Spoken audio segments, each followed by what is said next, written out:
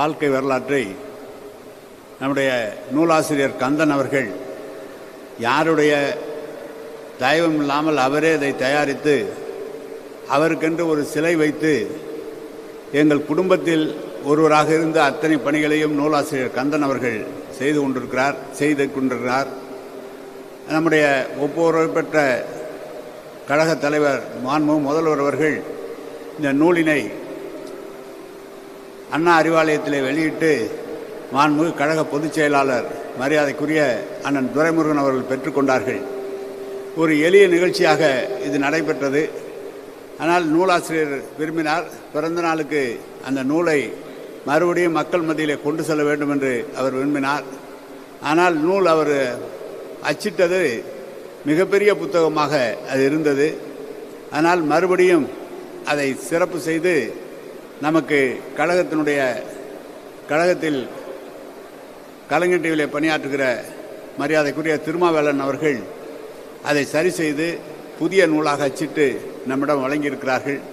இந்த மறு வெளியீட்டை எங்களுக்கெல்லாம் நாங்களெல்லாம் ஒரு 3 ஆண்டு காலம் 3 முறை அல்ல 4 முறை அல்ல கழகத் தலைவர் அவர்களோடு 1991ஆம் ஆண்டு 90ஆம் ஆண்டு 89ஆம் ஆண்டிலிருந்து தொடர்ந்து எங்களோடு இருந்து பணியாற்றி கொண்டிருக்கின்ற அன்பிற்கினிய ஐபி அவர்களும் அன்பிற்கினிய எம்ஆர்கே அவர்களையும் அதேபோல் நம்முடைய ஒட்டுமொத்த மாவட்டத்திற்கு மத்திய அமைச்சராக மிக சிறப்பாக பணியாற்றி இருக்கின்ற நம்முடைய ராஜா அவர்கள் வர வேண்டும் என்று நினைத்து, அப்படி இருக்கின்ற போது நம்முடைய உணவு அமைச்சர் சக்கரபாணி அவர்கள் அவசியம் நீங்கள் இந்த நிகழ்ச்சியிலே வந்து கலந்து கொள்ள வேண்டும் என்று கேட்டுக்கொண்டேன். அவரும் வந்திருக்கிறார்கள். இவர்களெல்லாம் வாழ்க்கையில் ஏற்படுகின்ற நல்ல காரியங்களிலும் கஷ்ட காலங்களிலும் சிரமம் வருகிற போதும் மகிழ்ச்சி அடைகிற போதும் உணவு அருந்துகிற போதும் ஏன் ஏதாவது பேசிக்கொண்டிருக்கும் போதும் கிட்டத்தட்ட 40 ஆண்டு காலம் எவ்வளோ ஏற்றத்தாழ்வுகளிலே எங்களோடு உடன் இருக்கிறவர்கள், நாங்கள் அவரோடு மேடையில் அமர்ந்திருக்கிறவர்களோடு உடன் இருக்கிறவர்கள், ஒரே எண்ணம் கொண்டவர்கள். கழகம், கழகத் தலைவர், கழக குடும்பம் என்ற வகையிலே எந்த மாறுபாடு கருத்தும் இல்லாமல் கலைஞர் அவர்களையும் தளபதி அவர்களையும் தலைவராக ஏற்றுக்கொண்டு பணியாற்றக்கூடிய ஒப்புரவற்ற தொண்டர்களாக நம்முடைய ஐபி அவர்களும் பன்னீர் அவர்களும் ராஜா அவர்களும் சக்கரபாணி அவர்களும் இங்கு வந்திருக்கிறார்கள். இந்த நிகழ்ச்சியில் நம்முடைய மாவட்ட கழக செயலாளர்கள் அன்பிற்கினிய காடுவெட்டி தியாகராஜன், அன்பிற்கினிய வழக்கறிஞர் வைரமணி, அதே போல் வணக்கத்திற்குரிய திருச்சி மாநகர மேயர், அதே போல் சட்டமன்ற உறுப்பினர்கள் அருமையண்ணன் காந்திராஜன் அவர்கள், அன்பர்கள் ஸ்டாலின்குமார் அவர்கள், வந்திருக்கின்ற பெரம்பலூர் சட்டமன்ற உறுப்பினர் அவர்கள், நம்முடைய பெரம்பலூர் மாவட்ட கழக செயலாளர் ஜெகதீசன் அவர்கள், இன்னும் வருகை இருந்திருக்கின்ற குடும்ப உறுப்பினர்கள், சட்டமன்ற மட்டுமல்ல ஒன்றியத்தினுடைய பெருந்தலைவர்கள், கழகத்திலே பல்வேறு பொறுப்புகளிலே பணியாற்றக்கூடிய நண்பர்கள் அனைவரும் வந்திருக்கிறார்கள். உங்கள் அனைவரையும் மீண்டும் ஒரு முறை வருக வருக என்று வரவேற்று, ஐபி அவர்கள் அவருடைய உடல்நிலை இன்றைக்கு மருத்துவர் சொன்னது, இந்த எங்கு நீங்கள் வெளியே போகக்கூடாது என்று மருத்துவர் சொல்லி, அந்த மருத்துவரை என்னிடம் திருப்பி கூப்பிட்டு ஐபியை தொந்தரவு செய்து விடாதீர்கள், அவர் கண் நன்றாக இருக்க வேண்டும் என்று சொன்னார்கள். அதையும் மீறி இந்த நிகழ்ச்சியில் கலந்து கொள்ள வேண்டும் என்று வந்திருக்கிறார்கள். அதோடு மட்டுமல்ல, இந்த நிகழ்ச்சியை முடித்து அடுத்த நிகழ்ச்சியை முடித்து தான் அவர் ஓய்வு என்பதற்கே செல்ல வேண்டும். எனவே விரைவாக இந்த நிகழ்ச்சியை முடிக்க வேண்டும் என்ற காரணத்தினால் ஐபி அவர்கள் இந்த நூலை மறு வெளியீடாக, நம்முடைய தளபதி அவர்கள் வெளியிட்டதை மறு வெளியீடாக ஐபி அவர்கள் வெளியிடவும், அதை எம்ஆர்கே அவர்கள் பெற்றுக்கொள்ளவும், நம்முடைய ராஜா அவர்கள் பெற்றுக்கொள்ளவும், நம்முடைய சக்கரபாணி அவர்கள் அதை பெற்றுக்கொள்ளவும், வந்திருக்கிற உறுப்பினர்கள் எல்லாம் அதை பெற்றுக்கொள்ளவும் இந்த நூலை நம்முடைய ஐபி அவர்களை வெளியிட்டு, அதே போல் அங்கே வந்திருக்கிற மேடையில் பெற்றிருக்கின்ற கலைஞர் அவர்கள் சொல்கிற போது, கவிதை பித்தனை போல் ஒரு புலவனை நான் பார்த்ததில்லை என்று கலைஞருடைய பிறந்தநாள் விழாவை கலைஞரை பற்றி எழுதியதிலே மிக சிறப்பாக எழுதக்கூடியவர் நம்முடைய கவிதை பித்தன் அவர்கள் வந்திருக்கிறார்கள். அவர் முன்னாள் சட்டமன்ற உறுப்பினர், அவரையும் வரவேற்கிறேன். இப்போது நம்முடைய நூலை ஐபி அவர்கள் வெளியிட நம்முடைய பன்னீர் ராஜா அவர்களும் சக்கரவாணி அவர்களும் பெற்றுக்கொள்வார்கள், சட்டமன்ற உறுப்பினர்கள் மாவட்ட செயலாளரும் பெற்றுக்கொள்வார்கள் என்று சொல்லி இந்த நூலை வெளியிடுமாறு அன்புடன் உங்கள் அனைவரின் சார்பாக கேட்டுக்கொள்கிறேன். வணக்கம்.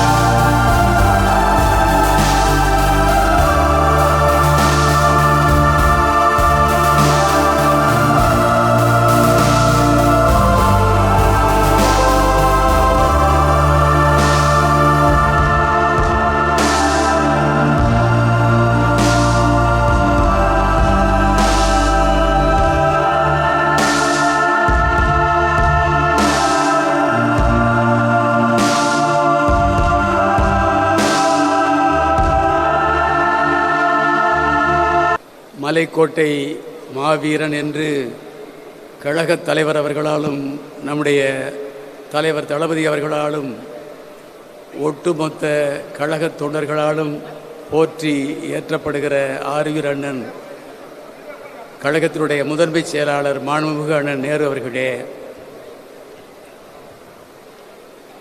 ஆருயிர் அண்ணன் ராசா அவர்களே, மாண்புமிகு அமைச்சர் அண்ணன் சக்கரபாணி அவர்களே, வணக்கத்திற்குரிய மேயர் அவர்களே, வாழ்க்கை வரலாற்றினுடைய ஒவ்வொரு பகுதியையும் விளக்கி இருக்கிறது. குழந்தை பருவத்திலிருந்து தொடக்க அவர்களுக்கு அவர் பின்புலமாக இருந்து ஆற்றிய தொண்டு, ஏன் நமக்கெல்லாம் காவலராக திகழ்கிற அண்ணன் நேரு அவர்களுக்கே கவசமாக திகழ்ந்தவர் அண்ணன் ராமஜெயம் என்பதை உறுதிப்படுத்தி கந்தன் எழுதியிருக்கிற ஒவ்வொரு வரியிலும் அண்ணன் ராமஜெயம் அவர்கள் உயிர்ப்போடு பாராட்டினாலும் தகும். வெளியீட்டு விழாவிலே கலந்து கொண்டு மரியாதைக்குரிய அண்ணன் ராமஜெயத்தை பற்றி எல்லோரும் அறிந்தவர்கள். கொல்லந்தெருவிலே ஊசி விற்பதைப் போல அவரை பற்றி பேசுவது. எனவே அவர் இன்றைக்கு அண்ணன் அவர்களுக்கு தம்பியாக பிறந்திருந்தாலும் இந்த திருச்சி மாவட்டத்திலே கழகம் வளர்ப்பதற்கு பெரிதும் உறுதுணையாக இருந்தவர். படிக்கின்ற காலத்திலே கழக அந்த நண்பர்களுக்கும் சரி, அதே மாதிரி அவருடைய தோழர்களுக்கும் நிறைய உதவிகளை செய்து இன்றைக்கு கந்தன் தன்னுடைய படிப்பை படிக்க முடியாமல் இருந்தாலும் அவரை படிக்க வைத்து இந்த அளவுக்கு முனைவர் பட்டம் வாங்குவரை அவரை உயர்த்தியிருக்கார் என்றால் மரியாதைக்குரிய அண்ணன் KN ராமஜெயம் அவர்கள். குறிப்பாக அவரை போல பல்வேறு இந்த மாவட்டத்திற்கு அண்ணன் KN நேரு அவர்கள் அமைச்சராக இருந்தாலும் 4 முறை அமைச்சர் இருந்த காலத்தில் சரி, சென்னை இங்கே இல்லாவிட்டாலும் சென்னையில் இருந்தாலும் இங்கே வருகின்ற கழகத் தோழர்களாக இருந்தாலும் சரி, பல்வேறு மாவட்ட இயக்கத் தோழர்கள் பொதுமக்கள் யார் வந்தாலும் அவர்களுடைய பிரச்சனையெல்லாம் தெரிந்து அவர்களுக்கெல்லாம் வேண்டிய உதவிகளை செய்து இன்றைக்கு பெரிய புகழை பெற்றிருக்கிறார். இறந்து 12 ஆண்டுகள் ஆனாலும் அவருடைய நினைவுகள் என்றைக்கும் நம் நினைவிலே நிலை கொண்டிருக்கிறது. குறிப்பாக மாண்புகு அண்ணன் KN நேரு அவர்களிடத்திலே இந்த புத்தகத்தை வடிவமைத்தவர்கள் 2-3 நாளைக்கு முன்பாக சென்னையிலே கொண்டு வந்து கொடுக்கின்ற சமயத்திலே நானும் அவருடைய இல்லத்திலே இருந்தேன். அண்ணன் ரவி அவர்களும் வந்தார்கள். அந்த புத்தகத்தை வாங்கி படித்துவிட்டு 2 மணி நேரம் அவர் அழுதது கண்ணீரிலே அந்த அளவுக்கு தண்ணீர் வற்றிவிடும், அந்த அளவுக்கு அழுதார். ஒவ்வொரு அவருடைய ஆரம்ப காலத்திலிருந்து அவருடைய தந்தையார் அவருக்கு பெயர் வைத்த காலத்திலிருந்து என்னென்ன நிகழ்வுகளெல்லாம் விரிவாக எடுத்து கூறினார்.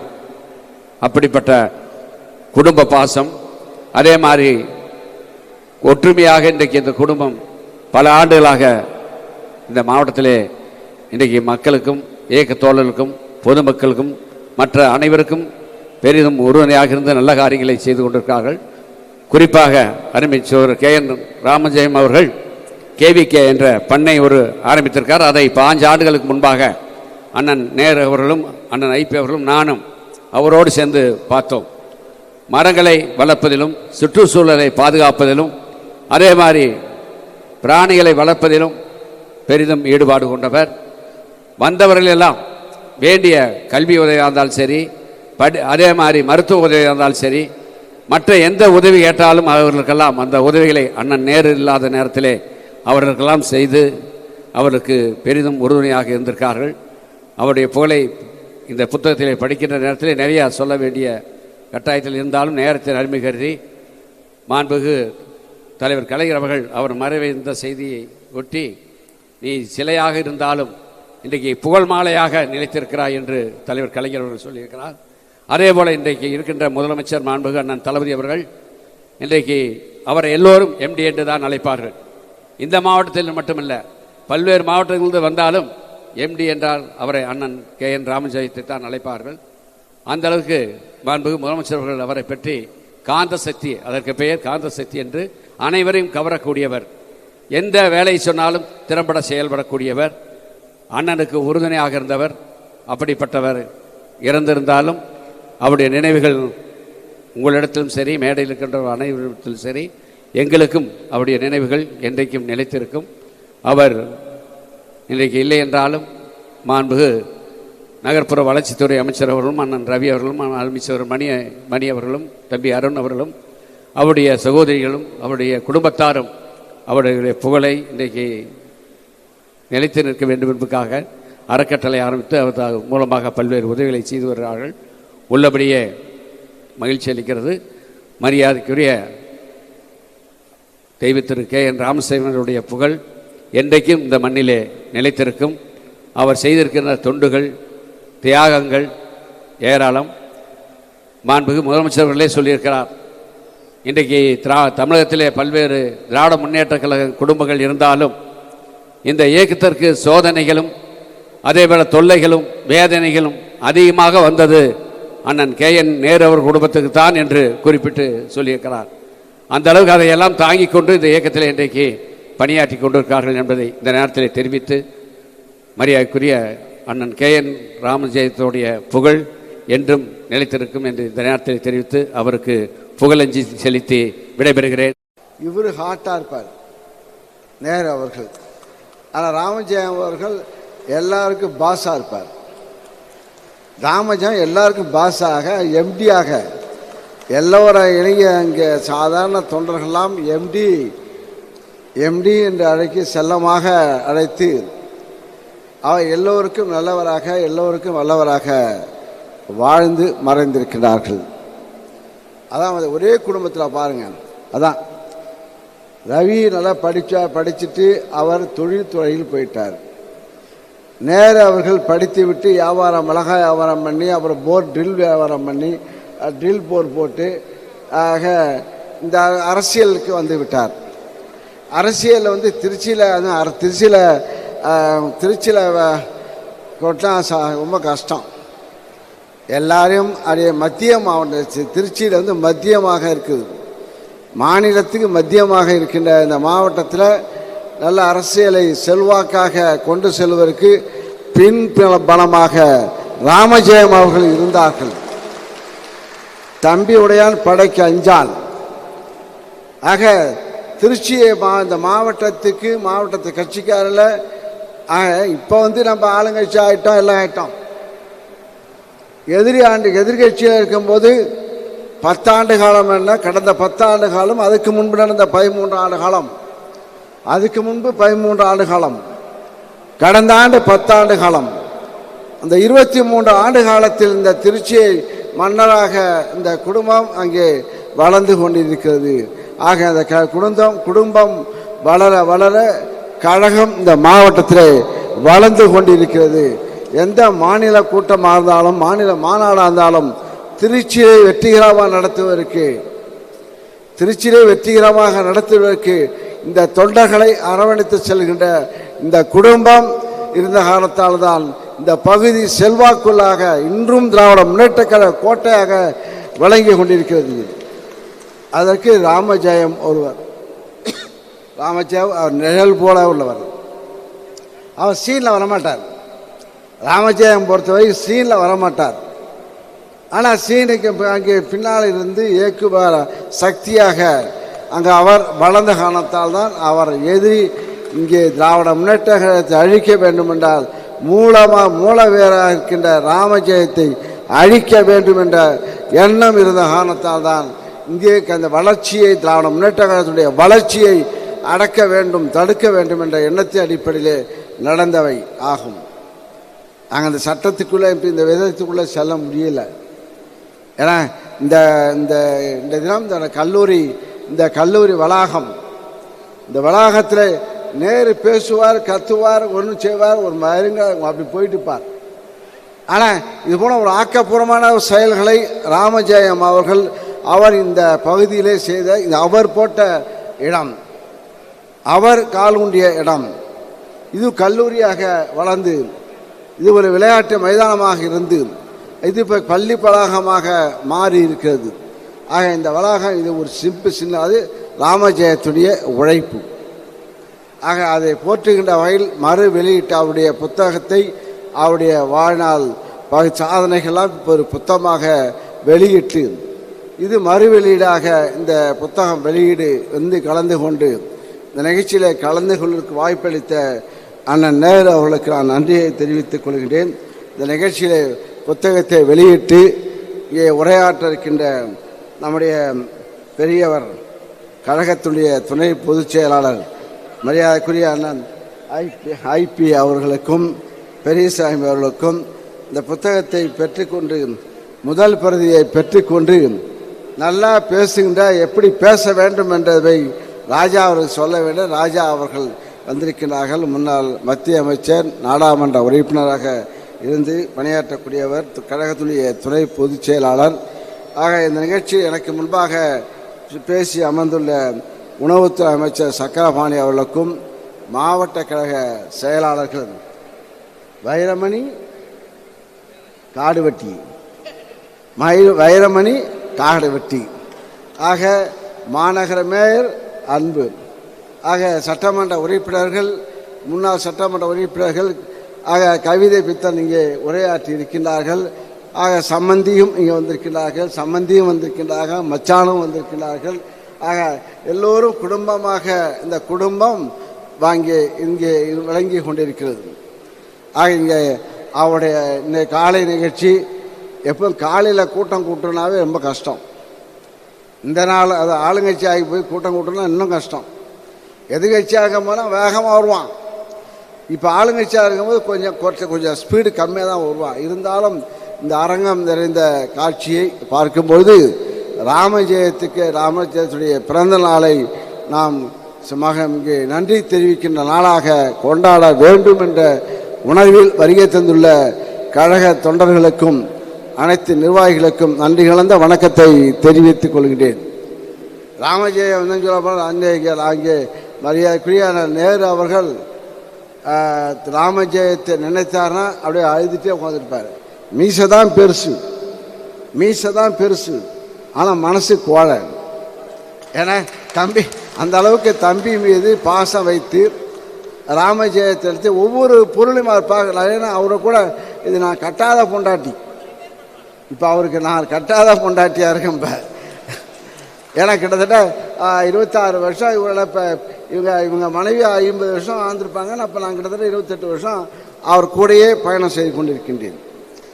ஆக எப்படி எவ்வளோ கஷ்டப்பட்டிருப்பாங்க அந்த அம்மா, கட்டிய மனைவி எவ்வளோ கஷ்டப்பட்டிருப்பாங்கன்னு நம்ம தான் தெரியுங்க. ஆக அந்த அளவுக்கு அந்த அளவுக்கு குணம் கொண்ட நேரு அவர்கள் கத்திட்டு போவார். ஆனால் அவர் கடந்த காலத்தில் போது வடநாட்டில் போய் ட்ரிக்கு போர்டு போட்டு தண்ணியை கண்டுபிடிக்கின்ற வேளையில் அண்ணன் தம்பிகள் அங்கே மகாராஷ்டிரா ஒரு 7-8 இன்னும் சொல்லப்பட ராமஜெயத்துக்கு 7-8 பாஷைகள் தெரியும், 7-8 அங்கே இப்போ மொழிகள் தெரியும். அயல் நாடு சென்று அவர் அங்கே சுரங்கத்தை கண்டுபிடித்து சுரங்க பணியாற்றின்னு சொல்லப்போனால் இப்போயே காசு நிறையா இருக்குது. இந்த காசு இன்னும் ராமஜெயம் இருந்தாலும் இன்னும் காசு நிறையா கொட்டும். அந்த அளவுக்கு உழைப்பு, எதை பார்த்தாலும் உழைப்பு உழைப்பு உழைப்பு. யார் செய்தாலும் யார் உதவி என்று கேட்டாலும் எந்த தகராறாக இருந்தாலும் எதாக இருந்தாலும் முன்னின்று பணியாற்றக்கூடியவர்கள். இப்போல்லாம் அது கொண்டு அது பேர் ஆட்கள் இப்போ கிடையாது.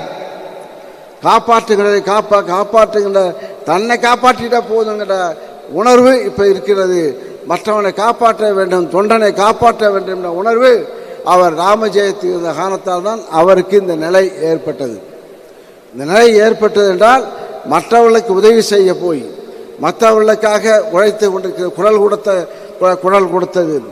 ஆக எந்த தேர்தலாக இருந்தாலும், இடைத்தேர்தலாக இருந்தாலும், எந்த தேர்தலாக இருந்தாலும் அதை வெற்றிகரமாக அதற்கு எதிரிக்கு சொப்பனமாக இதே ஜெயலலிதா முதலமைச்சராக இருக்கும்போது இதே ஜெயலலிதா அவர்கள் இங்கே தேர்தல் நேரத்தில் வரும்போது தனிப்பட்ட நபரை பேர் சொல்லி எச்சரித்த காட்சி. ராமஜெயத்தை கடுமையாக அவருடைய கூட்டத்திலே கடுமையாக எச்சரிக்கிறார் என்றால் அவருடைய பணியை முடக்க வேண்டும். அவருடைய பணியை முடக்கினால்தான் இங்கே அதிமுக வெற்றி பெறும் என்ற நிலையை உணர்ந்துதான் ஜெயலலிதா அவர்கள் அன்றைய தினம் ராமஜெயத்தை பொது இடத்திலே மிரட்டினார்கள். அதிகார பலத்துடன் அங்கே பொது இடத்திலே அவர் பெயரை சொல்லி அவர் இங்கே தாக்குதல் அளித்தார்கள். இது நாடறிந்த ஒன்று. அத்தகைய ஒரு மையமாக தமிழ்நாட்டுக்கு ஒரு மையப்பகுதி திருச்சி. இந்த திருச்சியை நாம் அவர் கைப்பற்ற வேண்டும் என்ற உணர்வுடன் அதிமுக ஜெயலலிதா இருந்தார். அதற்கு இடையூறாக நம்முடைய ராமஜெயம் இருந்தார். அவர் அழிக்கப்பட வேண்டும் என்ற உணர்வில் ஜெயலலிதா பணியாற்றினார்கள். ஆக அத்தகைய ஒரு நல்ல ஒரு எல்லோருக்கும் உதவி செய்கின்ற மனப்பான்மை பெற்றுள்ள ராமஜெயம் கல்வியாக இருந்தாலும் சரி, மற்றவர்கள் பொருள் உதவியாக இருந்தாலும் சரி, எதையும் தான் என்ற உணர்வுடன் முதன்மையாக செய்யக்கூடிய ராமஜெயம் பண்புதான் இன்றைய எல்லோர் மனதிலும் அவர் எம்டியாக இருந்து கொண்டிருக்கிறார். இன்னும் சொல்ல போனால் நேரு பேசுவார், நேரு சாப்பாடு போடுவார், எல்லாம் சோறு போடுவார். ஆனால் துட்டு கொடுக்க மாட்டார், துட்டை மட்டும் கொடுக்க மாட்டார். அதில் மட்டும் கஞ்சான் உண்டா இல்லையா? காசு விஷயத்தில் நேரு அவர்கள் தாராளம் கிடையாது. சோறு போடுவார், சோறு போட்டு சாப்பிடுவார் தவிர காசை மட்டும் இறக்க மாட்டார். ஆனால் ராமஜெயம் காசெல்லாம் இறப்பார், எல்லோருக்கும் பணத்தை வள்ளலாக. இவரை நான் வள்ளல் சொன்னால் நான் ஏற்றுக்கொள்ள மாட்டேன். இவர் கஞ்சன், மகா கஞ்சன். ஆனால் இப்போ ராமஜெயம் நல்ல தாராளமாக வள்ளலாக, கொடை வள்ளலாக, இந்த புத்தகத்திலே எச்சரிக்கப்பட்டிருக்கு, கொடை வள்ளலாக இந்த புத்தகம் எழுதிய ஆசிரியரை அவர் வளர்த்து ஆளாக்கி இன்றைய அவர் நன்றிக்கடனாக இந்த புத்தகத்தை எழுதுகிறார் என்றால் அந்த அளவுக்கு அந்த குடும்பத்தை காப்பாற்றியிருக்கிறார். ஒவ்வொரு குடும்பத்தையும் தன்னுடைய குடும்பம் போல உணர்வுடன் அவர் பணியாற்றி கொண்டு வாழ்ந்து மறைந்திருக்கின்ற அவருடைய புத்தகம் நமக்கெல்லாம் ஒரு பாடமாக இந்த புத்தகம் அமைந்திருக்கிறது. இது எல்லோரும் படிக்க வேண்டும். எல்லோரும் அந்த கருத்தினை ஆழத்தை இப்போ அறிந்து கொண்டு வாழ்க்கையிலே முன்னேற வேண்டும் என்பதை இந்த நேரத்தில் தெரிவித்துக் கொண்டு எல்லோருக்கும் நல்லவராக, எல்லோரும் மதிக்கக்கூடியவராக, எல்லோருக்கும் வள்ளலாக, எல்லோரும் காப்பாற்றக்கூடிய ஒரு சக்தியாக வாழ்ந்து மறைந்திருக்கின்ற அவருடைய ராமஜெயத்துடைய பிறந்த நாளில் இந்த மறு வெளியீடு ஒரு புத்தகம், இதை எல்லோரும் படித்து நல்ல அதே போல செயலாற்ற வேண்டும் என்ற உறுதி ஏற்கின்ற நாளாக இருக்க வேண்டும் என்று நேரத்தில் கூறி வாழ்த்தை கூறி எனது உரையை முடித்துக்கொள்கிறேன். நன்றி, வணக்கம். அமைச்சர் சக்கரபாணி அவர்களே, மாவட்ட கழகத்தினுடைய செயலாளர்கள் தியாகராஜன் அவர்களே, வைரமணி அவர்களே, ஜெகதீஸ்வரன் அவர்களே, அன்பு சகோதரர் ரவி அவர்களே, சட்டப்பேரவை உறுப்பினர்களே, கவிச்சூடர் கவிதை பித்தன் அவர்களே, மூத்த ஒன்றிய கழகத்தினுடைய செயலாளர், எங்களுக்கெல்லாம் வழிகாட்டியாக திகழ்கின்ற அண்ணன் ஆலத்தூர் கிருஷ்ணமூர்த்தி உள்ளிட்ட கழகத்தினுடைய நிர்வாகிகளே, அண்ணனது குடும்பத்தினரே, வருகை தந்திருக்கின்ற பெரியோர்களே, தாய்மார்களே, பத்திரிகையாளர்களே, அனைவருக்கும் வணக்கம். அண்ணன் நேரு அவர்கள் குடும்பத்திற்கும் என்னுடைய குடும்பத்திற்கும் ஒரு மிகப்பெரிய ஒற்றுமை. நாங்களும் 4 சகோதரர்கள், அவர்களும் 4 சகோதரர்கள். சகோதர சகோதரிகளோடு எப்படி பாசத்தோடு இருக்க வேண்டும், கடமையாற்ற வேண்டும் என்பதற்கு எனக்கு ஒரு முன்னூட்டம் என்று சொன்னால் அது அண்ணனுடைய குடும்பம்தான். நான் நாடாளுமன்ற உறுப்பினராக வந்தபோது எனக்கு வயது 30 தான். அண்ணன் நேரு அவர்கள் அமைச்சராக இருந்தார். அப்போது தமிழ்நாடு முழுக்க அவருடைய சுற்றுப்பயணங்களில் அவருடைய கர்ச்சீஃபும் சிகரெட்டும் என்கிட்ட தான் இருக்கும். அந்த காரில் நான் தான் போவேன். அப்போ அரசியல் பேசுவோம், குடும்ப விஷயங்கள் பேசுவோம். அப்போது அவருடைய தந்தை மறைகிற போது என்ன சொல்லிவிட்டு சென்றார், அவருடைய தாயார் என்ன சொல்லிவிட்டு சென்றார் என்றெல்லாம் என்னோடு பகிர்ந்து கொள்வார். சகோதர சகோதரத்தில் எப்போதாவது மனமாச்சரியங்கள், கோபம் வருகிற போது கூட நான் என்னுடைய தந்தைக்கு கொடுத்த வாக்குறுதியை நிறைவேற்ற வேண்டும், என்னுடைய சகோதரர்களை சகோதரிகளை காப்பாற்றக்கூடியவனாக இருக்க வேண்டும் என்கின்ற அந்த கடமை உணர்ச்சி எப்போதும் கொண்டவர்தான் அண்ணன் நேரு அவர்கள். அவருடைய சகோதரர் அண்ணன் ராமஜெயம் அவர்களை பற்றி நான் சொல்ல வேண்டும் என்று சொன்னால், நான் நாடாளுமன்ற உறுப்பினராக இருந்தவரை ஒரு ஆற்றல் மிக்க கள வீரராக, ஒரு தொழிலதிபராக மட்டும்தான் பார்த்திருந்தேன். பிறகு நான் வனத்துறை அமைச்சராக, கேபினட் அமைச்சராக பணியாற்றுகிற போது ஒரு நாள் டெல்லிக்கு வந்திருந்தார். என்னுடைய வீட்டிற்கு வந்து உணவருந்தி விட்டு அப்போது விவசாயத்துறை அமைச்சராக இருந்த சரத்பவார் அவர்களை சந்திக்க வேண்டும் என்று சொன்னார். சரத்பவார் எனக்கு மிக நெருக்கமானவர். அவருடைய குடும்பத்தில் என்னை ஒருவராக பாவித்து என் மீது அன்பு செலுத்தக்கூடியவர். அவரிடம் உடனடியாக அண்ணன் ராமஜெயம் அவர்களை அழைத்து சென்றேன். அவர் ஒரு கேபினட் அமைச்சர், 3 முறை முதலமைச்சராக பணியாற்றியவர். எதற்காக வந்தீர்கள் என்று கேட்டார். அண்ணன் ராமஜெயம் சொன்னார், கேவிகே என்று சொல்லுகின்ற விவசாய கேந்திர மையம் ஒன்று எங்களுக்கு வேண்டும், திருச்சியில் எங்களுக்கு இடம் இருக்கிறது, நான் அதற்காக விண்ணப்பித்திருக்கிறேன் என்று சொன்னார்.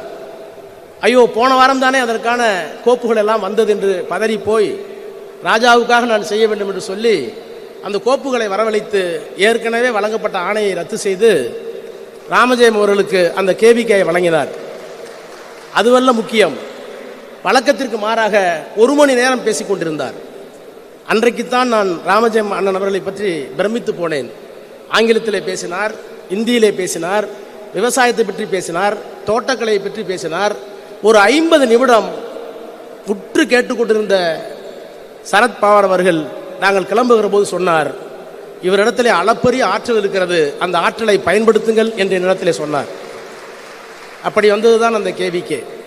இன்னொன்று சொல்ல வேண்டும், எல்லோரும் சொல்லுவார்கள் அவர் கொஞ்சம் வேகமாக நடந்து கொள்வார் என்று. எப்படி வாழ வேண்டும் என்பதற்கு 2 தத்துவம் இருக்கிறது.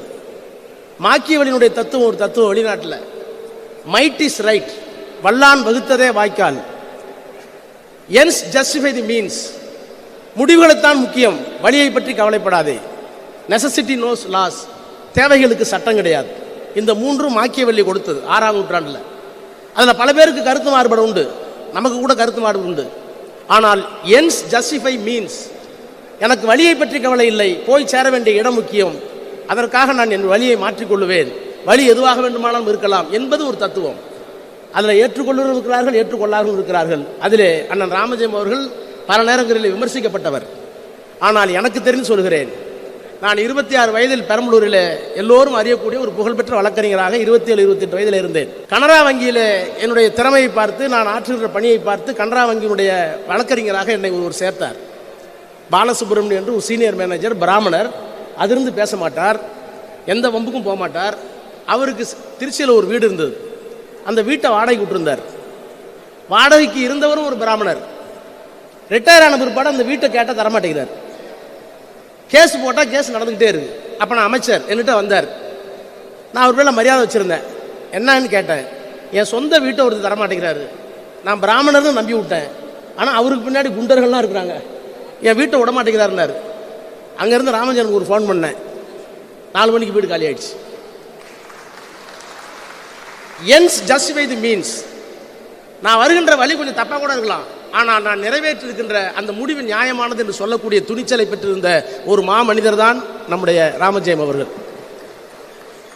ஒரு கிராமத்திலே பிறந்த என்ன போல இவ்வளவு பெரிய ஆற்றல், ஒரு தொழிலதிபராக, ஒரு விவசாயத்துறை விஞ்ஞானியாக, ஆற்றல் மிக்க மனிதவள மேம்பாட்டை நிறுவக்கூடிய ஒருவராக, உலகளவிய மிகப்பெரிய ஞானம் உள்ளவர்களாக திகழக்கூடிய ஒரு வல்லமை காணக்கிள்ளியநல்லூர் என்கிற ஒரு கிராமத்திலே, விவசாய குடும்பத்திலே பிறந்து ஒருவருக்கு வந்திருக்கிறது என்றால் நான் அவரை பலமுறை பிரமித்து போய் பார்த்திருக்கிறேன். 2G வழக்கு நடந்து கொண்டிருந்த போது அடிக்கடி மிகப்பெரிய சட்டமேதை ராம்ஜெத் மலானி அவர்கள் என்னை அழைத்து இரவு விழுந்து எடுப்பார். அப்போது அவர் சொல்லுவார், ராஜா, எனக்கு 93 வயசு ஆகுது, நான் உன்னுடைய ஆர்குமெண்டெல்லாம் கேட்குறேன், உனக்குன்னு ஒரு இடம் இருக்குது, ஆனால் உனக்கு சொல்கிறேன், மனுஷனுக்கு கடைசியாக எத்தனை கிலோமீட்டர் பயணம் செய்தோம், எத்தனை புத்தகங்களை வாசித்தோம், எத்தனை மனிதர்களோடு பழகினோம், இதுதான் வாழ்க்கையினர். எவ்வளவு கிலோமீட்டர் டிராவல் பண்ணோம், எத்தனை மனிதர்கள் அந்த பயணத்தில் சந்தித்தோம், எவ்வளவு படித்தோம், இதுதான் உச்சம்னார். பயணத்தில் உச்சத்தை தொட்டவர் ராமஜெயம், படிப்பில் உச்சத்தை தொட்டவர் ராமஜெயம், மனிதர்களை சந்தித்தவர் ராமஜெயம். அப்படிப்பட்ட ராமஜெயம் அவர்கள் திராவிட முன்னேற்ற கழகத்திற்கு மட்டுமல்ல, பன்னீர்செல்வம் சொன்னார், ஜெயலலிதாவே எதிரி என்று நேரடியாக பிரகடனம் செய்து அந்த கொடிய செயலை நிறைவேற்றி இருக்கிறார்கள் என்று அவர் இங்கே சொன்னார். மரணம் எல்லோருக்கும் வரும், ஆனால் மரணத்திற்கு பிறகு யார் வாழுகிறார்களோ அவர்கள்தான் மனிதர்கள். அந்த விதத்திலே ராமஜெயம் ஒரு நல்ல மனிதர் மட்டுமல்ல, ஒரு மாமனிதர் என்பதை இந்த நேரத்திலே நான் பதிவு செய்ய விரும்புகிறேன். நான் 8வது பிள்ளை. 8வது பிள்ளை 79 வயதில் என் தாயாருக்கு இருதய அறுவை சிகிச்சை நடந்தபோது டாக்டர்லாம் சொன்னாங்க, ஏமா நீங்கள் அறுவை சிகிச்சை பண்ணிக்கிறீங்க, மருந்து மாத்திரையிலே இன்னும் 3 வருஷம் இருக்கலாம், 4 வருஷம் இருக்கலான்னு. இல்லை, நான் என்னுடைய இயற்கை உபாதை கூட நான் ஆள் தட வேண்டியதாக இருக்குது, எனக்கு ஆப்ரேஷன் பண்ணுங்கள், நான் இறந்து போனால் எனக்கு ஒன்றும் பிரச்சனை இல்லை. 8 பிள்ளையை பெற்றேன், 8வது பிள்ளை மத்திய மந்திரி ஆயிடுச்சு, என் பேர பிள்ளைங்கெல்லாம் IAS IPS வந்துருச்சு, இனிமேல் வாழ்ந்து என்ன போகிறேன், நிறைவான வாழ்க்கை என்று சொல்லிவிட்டு என்னுடைய கையை தனியாக கூப்பிட்டு சொன்னாங்க, நீ வீட்டுக்கு கடைசி பிள்ளைப்பா, ஆனால் நீ உலகெல்லாம் சுற்றி வந்திருக்க, உனக்கு தெரியும், இந்த குடும்பம் ஒற்றுமையாக இருக்க வேண்டும் என்று சொன்னால் அதற்கு நீதான் பொறுப்பு என்று என்னுடைய கையையும் என்னுடைய துணைவியார் கையும் பிடித்து கொண்டு சொன்னார்கள். அதை போல இன்று வரை தந்தைக்கு தாய்க்கு கொடுத்த கடமையை நிறைவேற்றுகின்ற ஒரு நல்ல குடும்ப தலைவனாக, ஒரு மாண்புமிகு அமைச்சராக, ஒரு மாமனிதராக வாழ்ந்து கொண்டிருக்கின்ற அண்ணன் KN நேரு அவர்களுடைய காலை தொட்டு வணங்கி அவருக்கும் என்னுடைய நன்றியை தெரிவித்து விடைபெறுகிறேன். நன்றி, வணக்கம். ராமஜெயம் அவருடைய இன்றைய தினம் அவருடைய நினைவுகளை போற்றுகின்ற வகையில் அவருடைய வரலாற்றை புத்தகமாக்கி நாமெல்லாம் எங்களை போன்றவர்கள் அறிந்திருந்தாலும் இந்த மாவட்டத்திலே இருக்கின்ற மற்றவர்களும்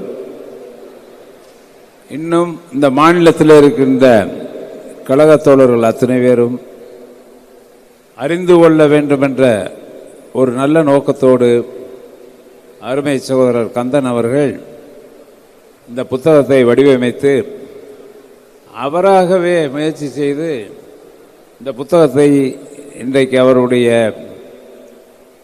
பிறந்த நாளில் இந்த கல்லூரியை உருவாக்கி அழகு பார்த்த அந்த உழைப்பாளியினுடைய பிறந்த நாளில் இந்த விழா நடைபெறுவது மிகவும் சால பொருத்தமான ஒன்று. குடும்பத்தார், அண்ணன் நேருவுடைய குடும்பத்தார் யாரும் முயற்சி செய்யவில்லை என்றாலும் அவர்கள் அவருடைய வாழ்க்கை வரலாறை ஒரு பாடமாக நாம் எடுத்துக்கொள்ள வேண்டும் என்று இன்றைக்கு இந்த விழா ஒரு சிறிய விழாவாக நம்முடைய கழகத்தினுடைய தலைவர் முதல்வர் அவர்கள் இந்த நூலை அறிவாலயத்தில் வெளியிட்டு அந்த மறுபதிப்பை நம்முடைய மாவட்ட மக்களுக்கு மட்டுமில்லாமல் மாநிலத்தில் இருக்கின்ற அத்தனை பேரும் தெரிந்து கொள்ள வேண்டும் என்று இந்த விழாவினை ஏற்பாடு செய்யப்பட்டு இந்த விழாவில் அமைச்சர்கள்லாம் சிறப்பாக அண்ணனுடைய பெருமையும் அவர் உயர்விற்கு எந்த அளவிற்கு ராமஜெயம் உறுதுணையாக இருந்தார், கழகத் தோழர்களுக்கு இருந்தார் என்பதையெல்லாம் இங்கே நினைவூட்டி பேசி அமர்ந்திருக்கின்ற நம்முடைய முன்னாள் மத்திய அமைச்சர் பாராளுமன்ற உறுப்பினர் அருமை சகோதரர் ராஜா அவர்களே, நம்முடைய வேளாண்மைத்துறை அமைச்சர் அருமை தம்பி நம்முடைய MRK பன்னீர்செல்வம் அவர்களே, உணவுத்துறையினுடைய அமைச்சர் அருமை சகோதரர் சக்கரபாணி அவர்களே, மற்றும் இந்த விழாவை நிகழ்ச்சியோடு அமர்ந்து அவர் இப்பொழுதும் அதையே நினைத்து கொண்டிருக்கின்ற நம்முடைய நகர்ப்புற நம்முடைய நீர் வளர்ச்சித்துறையினுடைய அமைச்சர் அண்ணன் நேரு அவர்களே, இங்கே வரவேற்புரையாற்றிய அருமை சகோதரர் நம்முடைய தம்பி ரவிச்சந்திரன் அவர்களே, தொழிலதிபர் ரவிச்சந்திரன் அவர்களே, கழகத்திற்காக நீண்ட நெடுங்காலமாக ஒரு 50 ஆண்டு காலம் பணியாற்றி எந்த பொறுப்பையும் எதிர்பாராமல் பணியாற்றி கொண்டிருக்கின்ற என்னுடைய அருமை சகோதரர் கவிஞர் கவிதை பித்தன் அவர்களே, நம்முடைய வேடசுந்தூர் சட்டப்பேரவை உறுப்பினர் அண்ணன் காந்திராஜன் அவர்களே, மாமா அவர்களே, மற்றும் இங்கே பங்கு பெற்றிருக்கிற நம்முடைய காடுவெட்டி அவர்களே, வைரமணி மாவட்ட செயலாளர் அவர்களே, மாநகர செயலாளர் அன்பழகன் அவர்களே, மற்றும் அண்ணனுடைய குடும்பத்தார்கள் அத்தனை பேருக்கும் உறவினர்களுக்கும்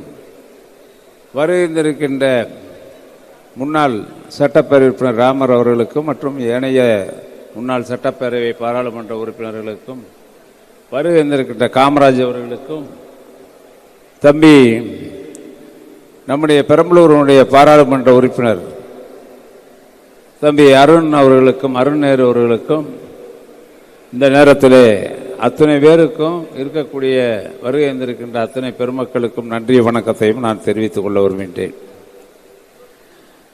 நான் புத்தகத்தை முழுமையாக படிக்கவில்லை என்றாலும் இப்பொழுது வந்துதான் அந்த புத்தகத்தை பார்த்தேன். பார்த்தவுடனே மிக அருமையாக அந்த புத்தகம் உருவாகி இருக்கிறது. நம்முடைய அருமை சகோதரர் ராஜா அவர்கள், நம்முடைய நம்முடைய முதல்வர் தளபதியார் அவர்கள் வாழ்த்துறைகள், அமைச்சருடைய வாழ்த்துறைகள் எல்லாம் இடம்பெற்றிருக்கிறார். நாங்கள் 89ஆம் ஆண்டு காலத்திலிருந்து இன்று வரை நண்பர்களாக பழகினாலும் இன்றைக்கு இந்த நிகழ்ச்சி ஒரு முத்தாய்ப்பான எனக்கும் இதில் தம்பி ராமஜெயம் எழுதிய அந்த வரிகள் எனக்கு இன்னும் ஆக்கத்தையும் ஊக்கத்தையும் அளிக்கிறது. வாழ்க்கை பயணத்திலே ஒரு மனிதன் வாழ்கிறான் என்றால் எல்லோருடைய மனதிலும் இடம் பிடித்து வாழ வேண்டும். இல்லை என்றால் அந்த வாழ்க்கை நிறைவேறாது. அதைத்தான் தம்பி ராமஜெயம் அவர்கள் ஒரு ஹியூமன் கைண்ட் என்று சொன்னால் மனிதாபிமானத்தோடு எல்லோரையும் மதித்து இந்த குடும்பத்திற்கு மட்டும் அவர் உயர்விற்காக உழைக்கவில்லை, எல்லோருடைய அன்பையும் பெற்றவராக. இங்கே சொன்னார் ராஜா, ஒரு வேலையை சொன்ன உடனே செய்து முடித்தார் என்று. கலைஞர் அவர்கள் வெற்றிவா என்றால் கட்டி வந்து விடுவார்கள் கழகத் தோழர்கள். அதை போலதான் அண்ணன் நேருவையும் ஒவ்வொருபடி தாண்டித்தான் தம்பி ராமஜெயம் அவர்கள் மிக சுறுசுறுப்பாக செயலாற்றுவார்கள். என்னுடைய பார்வையில் அவரை நான் பார்த்தது, இங்கே சொன்னார்கள் எவ்வளவோ விமர்சனம் என்று. விமர்சனம் நன்மைகள் அதிகமாக செய்கின்ற பொழுது ஒரு சிலருக்கு பொறாமையும் இருக்கும். அதை விமர்சனமாகவும் தனக்கு கிடைக்கவில்லை என்ற ஏக்கத்தால் விமர்சிப்பார்கள். நல்லதை கூட விமர்சிக்கின்ற காலம் இந்த காலம். அப்படித்தான் அவர் என்ன நன்மை இங்கே இருக்கக்கூடிய திருச்சி மாநகரம் மட்டுமல்ல, இந்த வட்டாரத்தில் அவர் செய்கின்ற நல்ல காரியங்களை கூட விமர்சனங்களாக வருகின்ற பொழுது எல்லாத்தையும் நல்ல வீட்டில் நல்லது நடந்தாலும் அதுக்கு காரணம் ராமஜெயம் தான். கட்சியில் என்ன நல்லது நடந்தாலும் அதுக்கு ராமஜெயம் இல்லை, அதுக்கு அண்ணன் நேரு அல்லது இப்போ நம்ம குடும்பத்தார், அண்ணன் நேரு குடும்பத்தார். ஆனால் நல்லதையும் சரி கெட்டதையும் சரி எது வந்தாலும் பொறுப்பாக தன் தலையில் சுமந்தவர் தான் ராமஜெயம் என்பதை நான் இந்த நேரத்தில் சுட்டி காட்டுவதில் பெருமை கொள்கிறேன். அண்ணன் தம்பி பாசம் என்பது நான் குறைத்து சொல்ல மாட்டேன். காரணம், ஒரு குடும்பம் இப்படித்தான் இருக்க வேண்டும். அவருடைய தந்தையோ தாயாரோ நேருவிடத்தில் அவங்க அப்பா சொன்னதை அடிக்கடி சொல்லுவார் எங்கிட்டெல்லாம். ஆனால் நாங்கள் நண்பர்களாக இருந்தோமே தவிர அதை நானோ எம்ஆர்கையோ பின்பற்றியதாக, ஏன்னா எம்ஆர்கைக்கு சகோதரர்கள் இல்லை, எனக்கு சகோதரர்கள் இருக்கிறார்கள். எங்கே இருக்கிறார்கள் என்று எனக்கு தெரியாது. ஆக அந்த அளவிற்கு நான் அதை பின்பற்றியதில்லை. அதில் நேரு தம்பிகளை எவ்வளோ கஷ்டம் வந்தாலும் துன்பம் வந்தாலும், குடும்பத்திற்கு அரசியலில் சோதனைகள் வந்தாலும், எத்தனை சோதனைகள் வந்தாலும் அனைத்தையும் தாங்கி எதிர்கொண்டு அதில் இன்றைக்கு வெற்றி கண்டிருக்கிறார்கள்.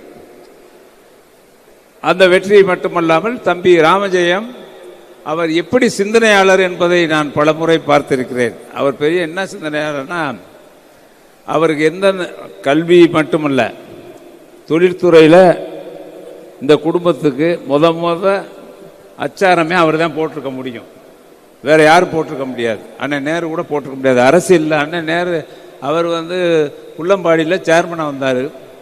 அதுக்கு முன்னாடி ஒன்றிய செயலாளராக இருந்திருப்பார், கட்சியில் உறுப்பினராக இருந்திருப்பார். தொடர்ச்சியாக படிப்படியாக வந்தார் ஒவ்வொரு கட்டமாக. தம்பி ராமஜெயம் அப்படி வந்திருந்தார்னா இன்னும் ஒரு உயரத்திற்கு போயிருப்பார் அரசியலில். ஆனால் அவர் அரசியலில் போகவில்லை என்றால் அவர் தொழில்துறையிலே ஆர்வம், கல்வியில் ஆர்வம், விளையாட்டுத்துறையிலே ஆர்வம். இந்த கல்லூரி உருவானது அவருடைய சிந்தனையாகத்தான் இருக்கும். நான் கூட இந்த அரங்கத்தை கட்டி திறப்புலா செய்கின்ற பொழுது நான் அமர்ந்தவுடனே இங்கே பார்த்தேன், விளையாட்டுத்துறை இந்த பேஸ்பாலுங்க கூடைப்பந்து கிரவுண்டு 2 கிரவுண்டு அமைச்சிருக்காரு. இந்த போர்டு இதெல்லாம் பார்த்துக்கிட்டு இருக்கேன். இது ஏற்கனவே இது திறப்புலாவிற்கு நான் வந்தேன். இந்த அரங்கம் எதுக்குப்பா கட்டுறேன்னு கேட்டார் இவர். எதுக்குப்பா அவ்வளோ பெரிய அரங்கம்? கல்லூரிக்கு செலவழிக்கிறது சரி தான், இதுக்கு எதுக்கு செலவழிக்கணும்? ஆனால் இந்த அரங்கத்தை தமிழ்நாட்டில் ஒரு தனி மனிதன் யாரும் இப்படி ஒரு அரங்கத்தை உருவாக்கவில்லை என்பதை நான் நினைவு கூற விரும்புகிறேன். என்னால் முடிஞ்சது நான் என்ன செஞ்சேன் கல்லூரியில் அப்படின்னா, நான் ஒரு காங்கிரீட் கோர்ட் போட்டேன். எங்கேயுமே காங்கிரீட் கோர்ட்டே மதுரை டிஸ்ட்ரிக்டில் இல்லை பேஸ்கெட்பாலுக்கு, இந்த கூடைப்பந்துக்கு. நான் ஒரு காங்கிரீட் போட்ட உடனே 71 இப்போ வரைக்கும் டோர்னமெண்ட் நடத்திக்கிட்டு இருக்கோம். நடத்தினாலும் மக்கள்கிட்ட எவ்வளவு புகழை எனக்கு சேர்த்து கொடுத்தது என்பது அதை நான் அனுபவித்தவன். அவ்வளவு புகழ் கிடைத்தது. அவர் இன்ன வரைக்கும் இருந்திருந்தா இதில் எத்தனை 100 டோர்னமெண்ட் நடந்திருக்கும், அகில இந்திய அளவில் நடந்திருக்கும். அகில இந்திய அளவில் ஒரு பெரிய விளையாட்டுத்துறையிலே இங்கே தமிழ்நாட்டிற்கு தலைவராக வந்தார். சில காலம்தான் பணியாற்றினார். யாரோ சதிகார கூட்டம் அவர் பெரம்பலூரில் பாராளுமன்ற உறுப்பினராக போட்டியிட வேண்டும் என்று விரும்பினார். நிச்சயம் வெற்றி பெறுவார் என்பது எல்லோருக்கும் தெரியும். தெரிந்தாலும் தலைவர் கலைஞர் அவர்கள் நெப்போலியனுக்கு அன்றைக்கு அந்த வாய்ப்பை கொடுத்த காரணத்தால், வேற பார்த்துக்கலாம்னு சொன்ன காரணத்தினால கட்சியினுடைய கட்டளைக்கு தலைவணங்கி பணியாற்றினார்கள். ஒருவருக்கு ஒரு வாய்ப்பு கிடைக்கவில்லை என்றால் தேர்தலில் பணியாற்றுவது என்பது யாரும் விரும்ப மாட்டார்கள். ஆனால் நான் ஸ்ரீரங்கம் தொகுதியிலே அன்றைய முன்னாள் முதலமைச்சர் ஜெயலலிதாவுக்கு எதிராக கட்சி தோழர்களை அழைத்து வெற்றி எப்படியும் திராவிட முன்னேற்ற கழகத்திற்கு பெற்று அதை தலைவர் கலைஞர் கரத்திலே ஒப்படைக்க வேண்டும் என்ற உயர்ந்த நோக்கத்தோடு அன்றைக்கு கடுமையாக உழைத்தார். அதனால் பல சோதனைகள் வந்தது.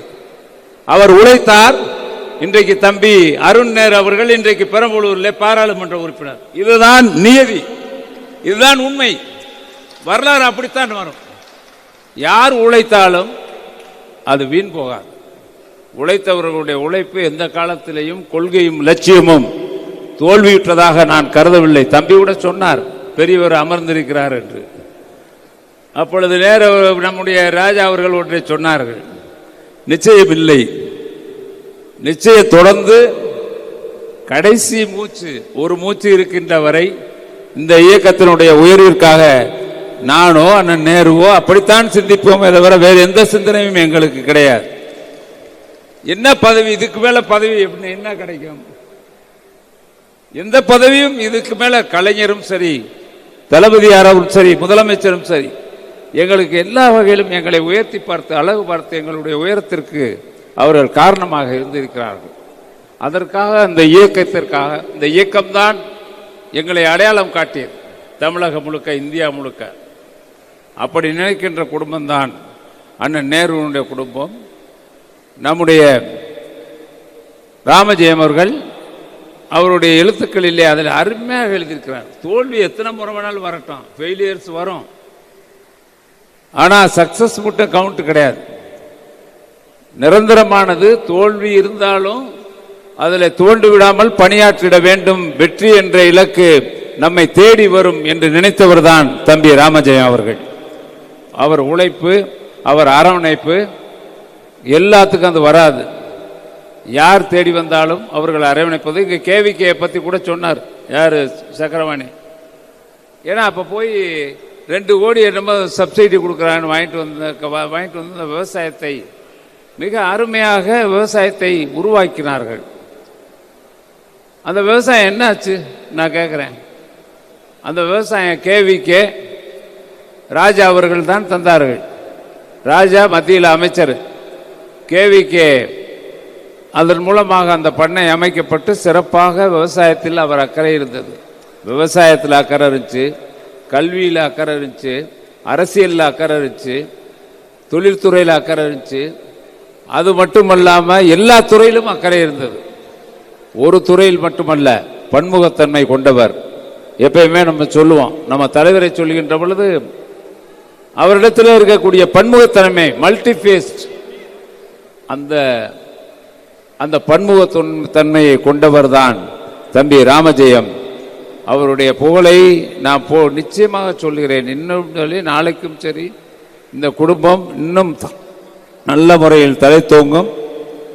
அது அவருடைய உழைப்பு, அவருடைய புகழுக்கு நிச்சயமாக மகுடமாக உயரும் என்பதை மட்டும் சொல்லி, இந்த நல்ல ஒரு தருணத்தில் நான் இங்கே விழாவிலே நான் பங்கு பெறுகின்ற வாய்ப்பினை பெற்றமைக்கு அண்ணன் நேரு அவர்களுக்கு நன்றி தெரிவித்து அவருக்கு நான் இன்றைக்கு புகழஞ்சலியை செலுத்தி, தொழில் வளர்ச்சித்துறை அமைச்சர் பெருமதிப்பிற்குரிய இனிய அண்ணன் மாண்புமிகு ஐபி அவர்களே, வருகை தந்து பெருமை சேர்த்து விட்டிருக்கிற முன்னாள் அமைச்சர், கழகத்தின் துணை பொதுச் செயலாளர் இனிய அண்ணன் ஆர் ராசா அவர்களே, உரையாற்றி சென்று கொண்டிருக்கிற உழவர் நலத்துறை அமைச்சர் பெருமதிப்பிற்குரிய இனிய அண்ணன் திரு MRK பன்னீர்செல்வம் அவர்களே, மரியாதைக்குரிய கவிச்சுடர் கவிதை பித்தன் அவர்களே, திரு கந்தன் என்கின்ற கலைஞர்தாசன் அவர்களே, இறுதியாக நன்றி உரையாற்றவிருக்கிற வினித் நந்தன் அவர்களே, வருகை தந்து சிறப்பித்துக் கொண்டிருக்கின்ற வணக்கத்திற்குரிய மேயர் உள்ளிட்ட உள்ளாட்சி அமைப்புகளைச் சேர்ந்த பிரதிநிதிகளே, சட்டமன்ற நாடாளுமன்ற உறுப்பினர்களே, பத்திரிகை மற்றும் ஊடகவியலாளர்களே, உங்கள் அத்தனை பேருக்கும்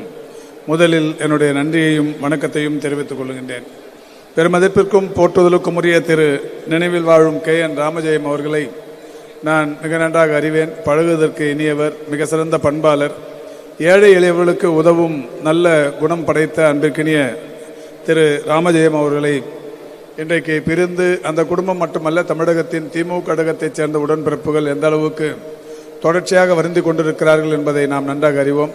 குறிப்பாக இனிய அண்ணன் KN நேரு அவர்களும் அவருடைய குடும்பத்தினரும் திரு ராமஜெயம் அவருடைய இழப்பை, ஒரு சிலருடைய இழப்பு ஓரிரு நாளில் மறந்துவிடக்கூடியது, ஒரு சிலருடைய இழப்பு ஓரிரு வாரங்களில் மறந்துவிடக்கூடியது, ஒரு சிலருடைய இழப்பு ஓரிரு ஆண்டுகளில் மறைந்துவிடக்கூடியது. ஆனால் ராமஜெயம் அவருடைய இழப்பை பொறுத்தவரை அண்ணன் நேரு அவருடைய குடும்பத்தாருக்கு எத்தனை நூற்றாண்டுகளானாலும் மறக்க முடியாத ஒன்று என்பதை அண்ணன் நேரு அவருடைய நடவடிக்கைகளை பார்த்தாலே புரிந்து கொள்ள முடியும். அந்த வகையில் அவருக்கென ஒரு நூல் வெளியிட்டு அதில் மாண்புமிகு தமிழ்நாட்டின் முதலமைச்சர் கூட மிக சிறப்பாக சொல்லியிருக்கிறார்கள். ராமஜெயத்தின் ஆளுமை திறனை இன்றளவும் வென்றெடுப்பதற்கு வேறு யாரும் இல்லை என்கின்ற ஒரு மகத்தான செய்தியை மாண்புமிகு தமிழகத்தின் முதல்வர் அவர்களே சொல்லியிருப்பது என்பது பொருத்தமான ஒன்று. அதோடு முதல்வர் அவர்கள் சொல்வது ராமஜெயத்தை எல்லோரும் எம்டி என்றுதான் அன்போடு அழைப்பார்கள். எம்டி என்றால் மேனேஜிங் டைரக்டர், ஆனால் அதுவல்ல, எம்டி என்றால் மேக்னட்டிக் டைரக்டரி என்று சொல்லக்கூடிய அளவுக்கு, அதாவது காந்த அடைவதற்குரிய ஒரு மாமனிதர் ராமஜெயம் என்று மாண்புமிகு தமிழ்நாட்டின் முதலமைச்சர் அவர்கள் மிக சிறப்பாக எடுத்துச் சொல்லியிருக்கிறார்கள். அத்தகைய அவருடைய நினைவு நாளில் நானும் கலந்து கொள்வதற்குரிய அந்த நல்ல வாய்ப்புக்கு என்னுடைய வாழ்நாளில் கிடைத்திருக்கிற அரும்பெரும் வாய்ப்புகளில் ஒன்றாக கருதி வாய்ப்புக்கு நன்றி கூறி விடைபெறுகிறேன். நன்றி, வணக்கம். गुजरात